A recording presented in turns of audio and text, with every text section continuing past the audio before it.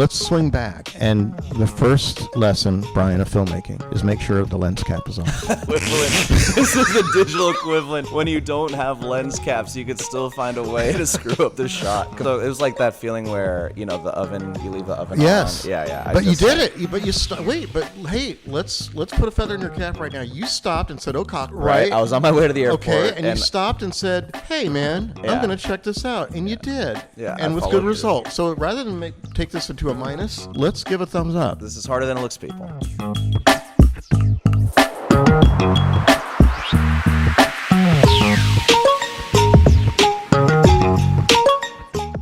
So this is a good segue into, you know, we talk about how people went from crudely creating stuff with new tools to being able to refine, you know, their skills and know how to use these tools to make something that actually pops. I mean, that's what I'm always looking for in any kind of content, is what pops, what images stick with me. And Night Never Ending was one of those pieces. I mean, there's a reason why you're one of our creators in residence. I could have my own definition of it, of what I think I saw, but I want you to kind of break it down of what this exactly is. And I'm sure we'll splice in some little video clips here and there as we talk so people can get a visual representation. But Night Never Ending, what is it, Alexander? In a nutshell, it's a fever dream of Las Vegas, both retro and futuristic. Yeah. And San Francisco's Chinatown, where a jaded, wounded old school comic comes out of his hidey hole reluctantly relatable to me. Keep going. Reluctantly to stick his neck out and help somebody that he probably doesn't deserve it, but he's going to do it anyways, and go on a wild adventure with some dangerous folk. And what I love about it is, so like I'm creating Fremont Street, right? And I'm not creating Fremont Street as it is or as it was. I'm creating Fremont Street as it was to me when I was 6 years old. Oh, wow, yeah. So the neon doesn't go up 40 feet, it goes up 90 feet. But to a 6-year-old. Yes. You know, might as well be. Yeah. And it's not, X number of blocks long. It's a couple miles long. So it's a neon canyon. And that's what is so exciting about these tools for me, is to be able to, at whim and 20, 30 iterations, to create that environment that brings to me wonder and awe, as an adult. This is good filmmaking no matter what tools you're using, because as a lot of people say, this, what's an original idea? Or maybe originality is overrated or something like that. It's like everything's genre. There's vampire, alien movies, better writing in some, better effects or whatever in others. But the films that stand out are the ones that capture how things feel, kind of put you in that moment. So you taking the environment and making it really close to how you felt at a certain point in time is what good filmmakers do, no matter what tools you're using. Well, thank you for seeing that. For example, one super wide shot, hey, we're going to be in San Francisco. Well, what's the biggest icon of San Francisco? Well, the Golden Gate Bridge. I think it has 4 tiers. And the Golden Gate Bridge has never been used in a movie before. No, never. It's never being destroyed constantly by every major disaster or monster attack or alien invasion. It's never been used, so I'm glad you're utilizing it. Yeah. But that's the thing. Out the box. Right. So, but I added an extra tier to it. There you go. Yeah. And because I want it to be super Golden Gate Bridge. Right. And I wanted the coloring to be as though it was made out of molten lava, that it was alive. Mm-hmm. And the city itself is, higher and more dynamic than it would be in a photograph. And the same with my Chinatown shots and the Dragon Gate in Chinatown. It's electric, it's alive, and you get such a hyper-real sense of space. It's recognizable, but it's surreal at the same time. So you recognize it, oh yeah, I've been there, but it's hyper-real, and so it puts you off a little bit. And that's what I'm after. And I think a good number of instances I was able to achieve that. Yeah, and we talked about like the plot to your film too, where it's like some guy helps someone who he doesn't know if he should, or reluctantly, long in the tooth kind of character, gumshoe, type. So it's like these are tropes, not even tropes, but things that feel familiar, but the way that they're captured and executed is a really fun ride. Thank you. Yeah. So then I saw the 5-minute bumper or short film of it. And it's a rich world. So do you have, what are the plans for this universe, the Alexander Vail Night Never Ending universe? And do you want to make it longer format? What does the future hold for this and then other projects you're doing with AI or otherwise? Well, a fair question. And so one of my creative approaches is to paint yourself into a corner and then paint yourself out, or write yourself into a corner and write yourself out. Or if you're George R. R. Martin, paint yourself into a corner, wait till someone licenses it, and then never have to paint yourself out again because you're just counting your money at that point. That, or I don't know who wrote Lost, but God bless you folks, but write yourself into a corner and get completely lost and overwhelmed and just throw your hands up in the show air. lived up to its name, at least. You can't even. Oh, don't get me started. Can't even be mad. Don't get me started.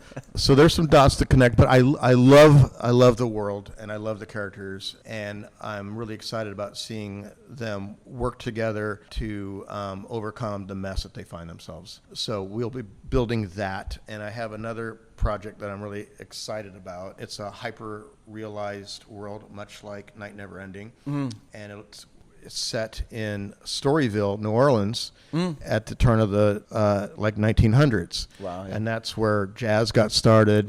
That's where Louis Armstrong, etc. For those that don't know, Storyville was like the red light district of New Orleans in its time, a designated area, and it was a wild place. And I guess not to bury the lead too, but and I think we've mentioned this, but obviously the characters in Night Never Ending, all animals, they're personified or humanized, animals. Is that something that you're going to keep going in your other collective worlds that you're making? Are you going to give humans a shot now? Yeah, so that does lead to an interesting discussion. So in this, and the name of this new piece is called King of the Cats, and there will be humans. Okay. Even though cats are in the title. Yes, Yeah. and talking animals. But what was really interesting about that decision was, in some ways, AI is almost too good at creating humans in a way that it's... Remember when Polar Express came out? Sure, yeah. Okay, and it works, but there's a thing there, right? Yeah, a little bit. It got a lot of attention for that, and no one could put their finger on it. They were just like, something about this is a little weird. Exactly. Yeah. And so what I wanted to do was bypass that and create an anthropomorphic world where the humans were played by animals, because they are animals. In Night Never Ending, there are no humans. Yeah.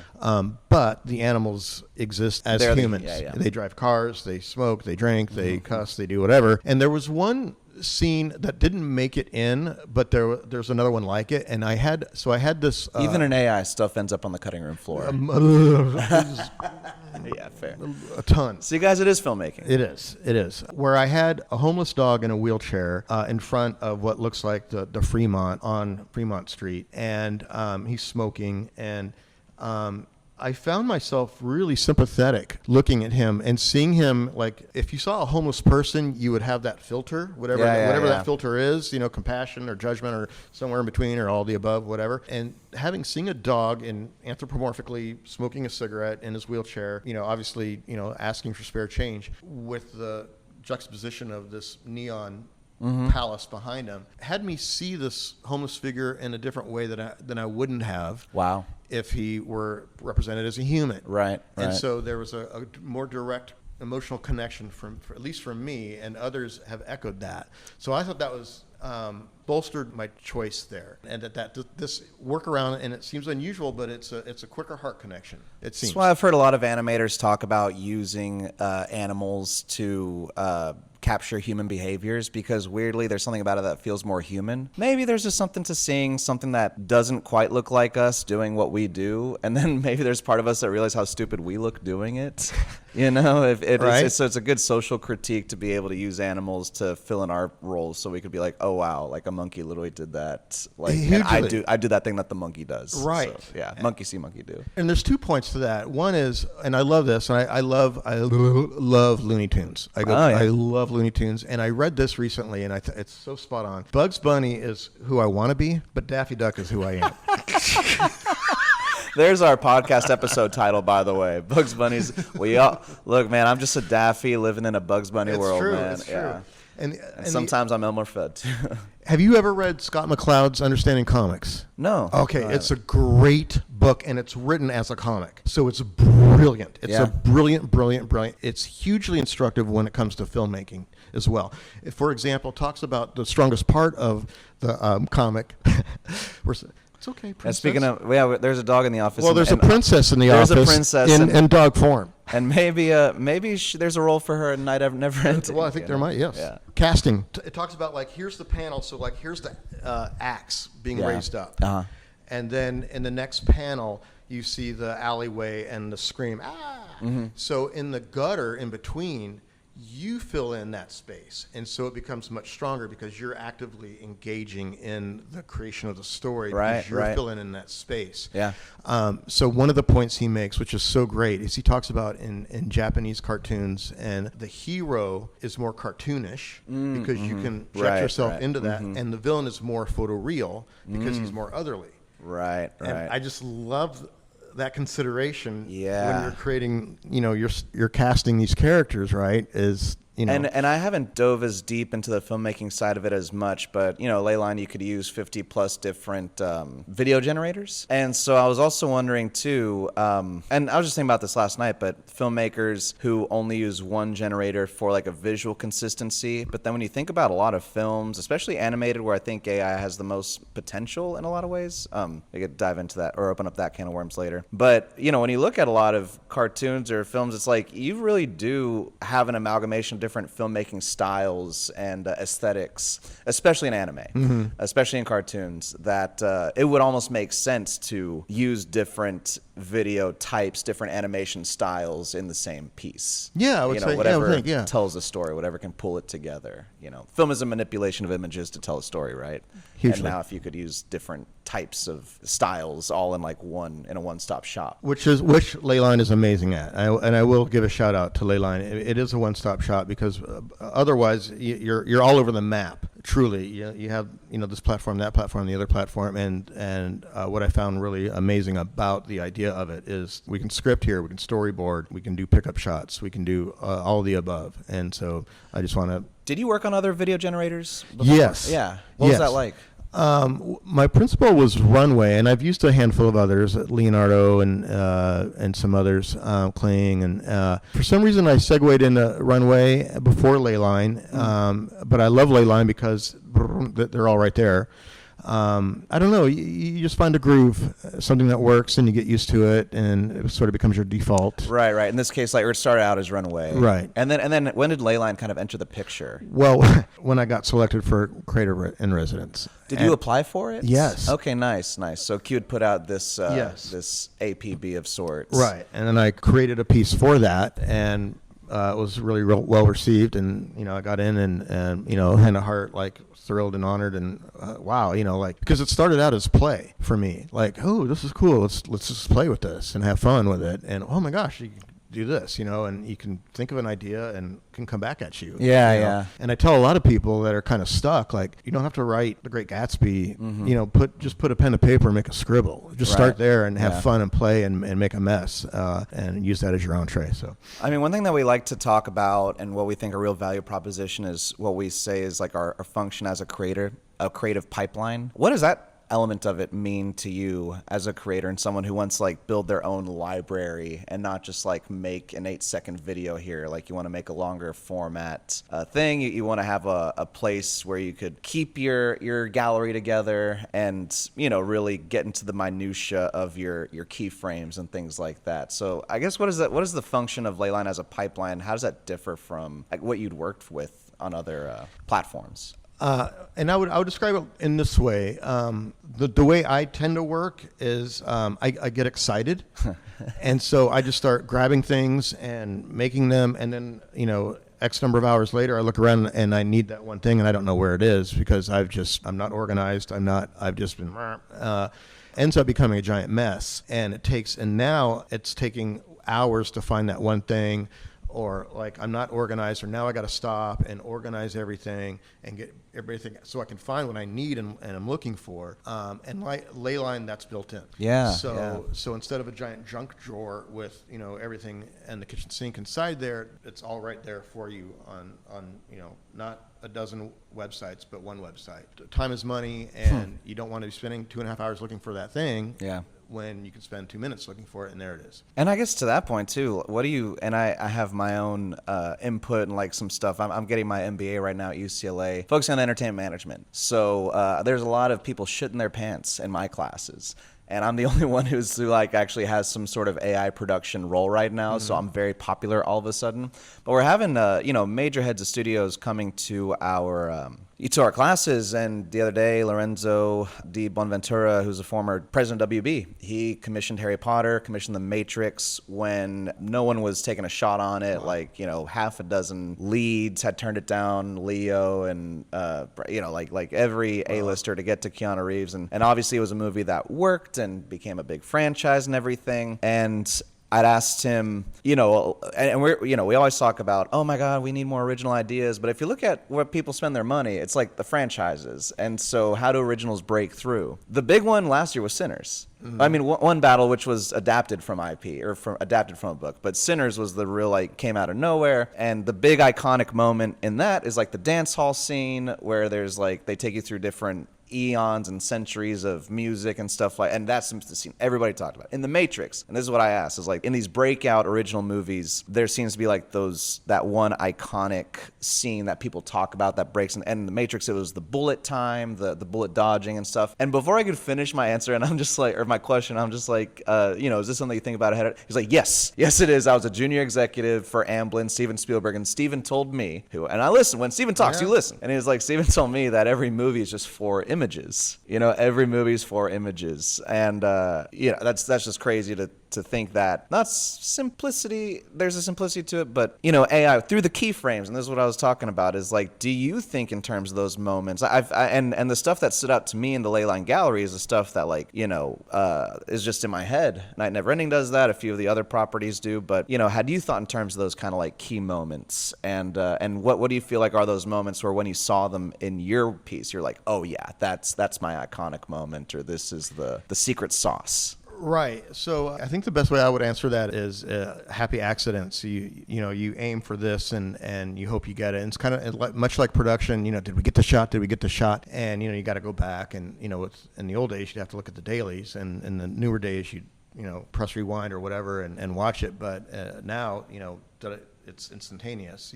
And there were things that I was shooting for, and when I felt like I achieved it, oh my God, look at this moment. There's the aha. There's a moment, and it's such a great feeling when you get a moment that you want. That, to me, Does it let you be a fan of your own work in a way? Does it let you just get to sit back? Oh my God, yes. Hugely. Yeah. Look how I get animated and excited. Yeah. And just even thinking about it. What's so cool is you can do this anywhere. Yeah. Put your laptop under your arm and go wherever you want and build your world. And when you capture that moment and you have it and you look at it and you're like, and I know people ask me, well, how do you know, when you've done something good? I tell them, when I go back and look at it over and over again, that means I'm really, really happy. Yeah. And if you're looking at it over and over again, maybe there's someone out there who's going to do it themselves.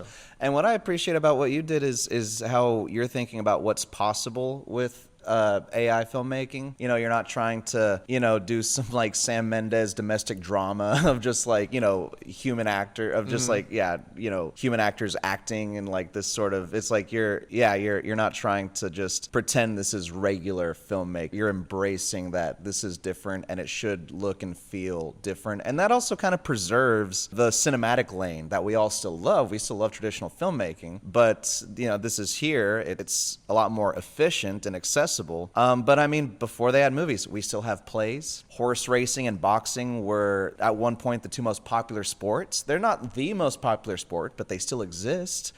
And they still generate revenue. So it's the vertical market, it's mostly in China, but it's an $11 billion market globally. Wow. And the U.S. film market is 9 to 10. Okay. So that means that vertical market is already larger than Hollywood. Wow. Okay. Yeah. So, but Hollywood still exists. And hugely. Yeah. And we're still here talking about it. And honestly, a lot of this is derived from our love of what Hollywood has produced in the past. Hugely. And one thing I like to think about is, in the old days before there was even lights at all, right? What would you do? You'd sit by the fire and, you'd look at the stars, and that's why they that's all you had really to look at was the stars, and that's why, that one looks like, Orion, and this one looks like, and you'd study them. And you also had the fire, and you'd have the storytelling. And I think in this day and age, when you look at the screen or you look at the TV, that's the equivalent of the fire. You're looking at a light, and you're gathered around it, and a story's being told. Right, and there's a connection, and the story probably often is, don't give up or keep going, or, the hero's journey. And I love the hero's journey because I'm on one right now. Yeah, so, and most of us are, right, in our own way. So I need to be reminded. Everything I have, I know everything I need to know. I just need to be constantly reminded, and that's what storytelling does. And so this is the latest iteration of it, and sign me up. What does the future hold? What does the future hold? We're going to find out. I think what's really interesting is that I think with these new tools, we're going to see new genres, and that's what I'm really excited about. And I'm interested in that. Like, what other ways can we tell stories that borrow and are built on the traditional ways to tell them? 2,000 years ago, they had all the elements that they needed to build cars or electricity or whatever. They were there. We just didn't put two and two together yet. Right. So I'm really excited about what new ways that we haven't even conceived of yet can we make that human connection and tell that story and be buttressed and inspired to go on with the flack of life, and get in there and be inspired to keep going. And I think if there's any short list of AI filmmakers who are truly doing that and who I'm excited to see what they're going to make next with that in mind, you're on that short list in my book. Hand to heart. Yeah. So I'm really excited to see what comes out next. And I guess for the public, where can they find you? I guess the quick and dirty right now would be LinkedIn. Okay, nice. And that leads to, and from there you can get to my website, and it's Alexander Vail, spelled V as in Victor, AIL. I'd be thrilled. So yeah. Cool. Any parting words you want for our LeyLine fans out there, just film fans, AI fans, anything in between? The first thing that comes to my mind, to be quite honest with you, Brian, is in the immortal words of Big Mama Thornton. Yeah. Shake it, don't break it. Shake it, don't break it. That is our company motto that we're officially adopting in the wise words of Big Mama Thornton. Big Mama Thornton. Alexander Vail. I'm Brian Bogart. This has been the LeyLine Podcast. Thank you so much, guys. We'll see you soon.